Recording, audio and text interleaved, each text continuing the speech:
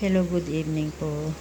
Ang oras na po ngayon ay it's already past 2 p.m. for the first night of our lakay. Ayun po, may mga nagbabantay na mga pamangkin sa labas kasi nag-uwian ng mga tao. But anyway, I'm still here. So, ibabahagi ko sa inyo kung sino ang nag-service sa kanya. Ito pa ay si Lakay is one of the loving God. Ito po yung ano niya kasi nag-request uh, living niya sa lupa.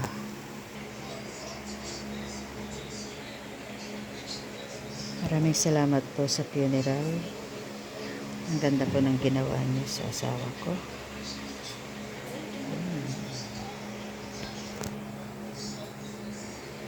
Ito yung angel. The angel of the Lord. There. Nandun din po si Psalm 91 natin. Ano dyan ang ating Inang Maria to the intercede of our prayer request through Christ our Lord. Amen. Yan. Napakagandang mga flowers na binigay. So, hindi ko rin yung makalala. Mga rosary. Pero hindi pa tayong kandila.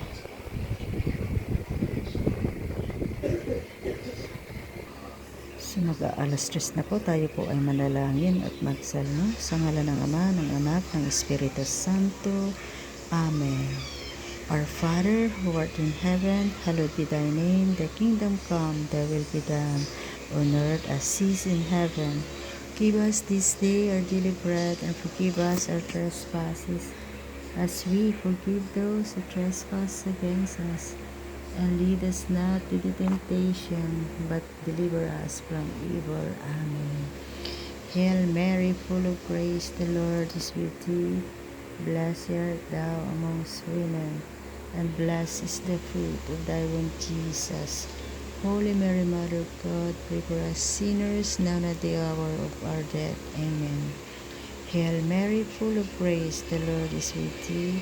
Blessed art thou amongst women, and blessed is the fruit of thy womb, Jesus.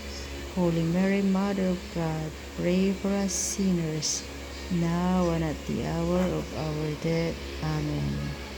Glory be to the Father, and to the Son, to the Holy Spirit, as it was, the beginning is now, and ever shall be, world without end. Amen.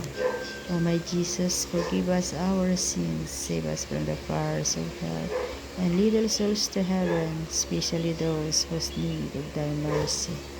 Awit ng pagtitiwala sa Diyos, Salmo 91. Siyang naghahangad ng pagkukop ng kataas-taasan at nanatili sa kalinganyong makapangyarihan, makapagsasabi sa kanyang Panginoon, mugkat tahanan, ikaw ang aming Diyos, ang Diyos na tanging kong pinagkatiwalaan.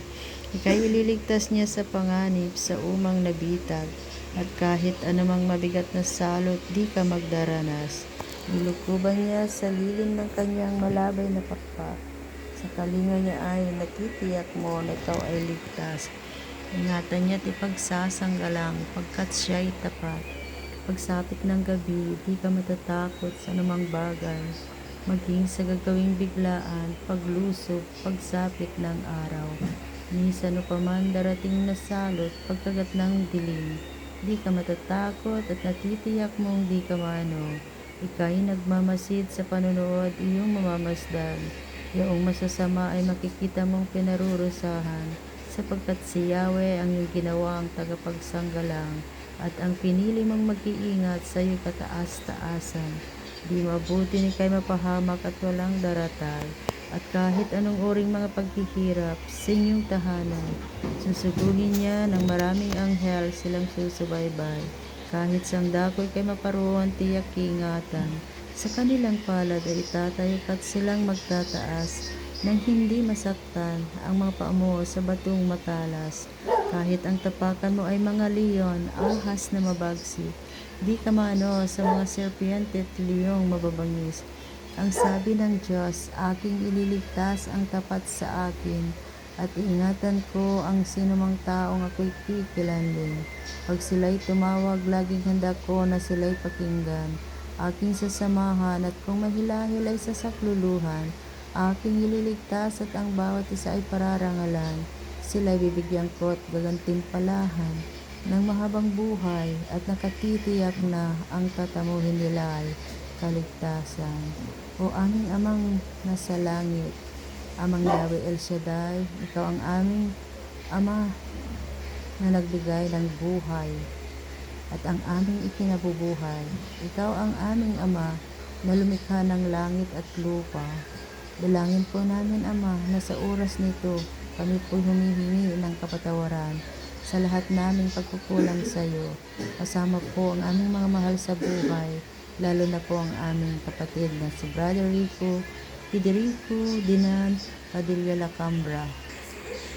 Ama, dalangin din po namin, Ama, na patawarin mo po ang buong ang kanya, Panginoon, mula 4th generation.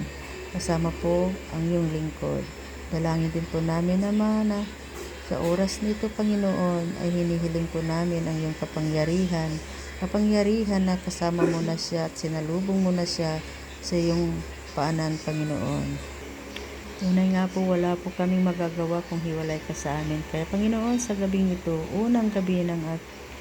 pangalawang gabi na po ang aking asawa, Panginoon. Dalangin po namin na samahan mo po siya. Ganun din po ang lahat ng mag-join, mag-aatin ng lamay niya, Panginoon, sa pangalawang araw. Dalangin po namin, Ama, na ikaw ang aming pag-asa ng lahat ng makarating, Panginoon. Basbasan mo po't pagpalain sa ngalan ni Jesus ng aming Panginoon at tagapagligtas. Maraming salamat po, Ama, sa kapatawaran na ginawad mo sa amin.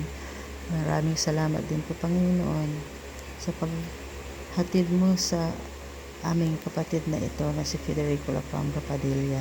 Maraming salamat po, Panginoon, sa mga biyayang pinagpapaloob mo sa amin sa araw-araw, maging sa aming mga pangangailangan. Tanging ikaw lang po ang aming pag-asa.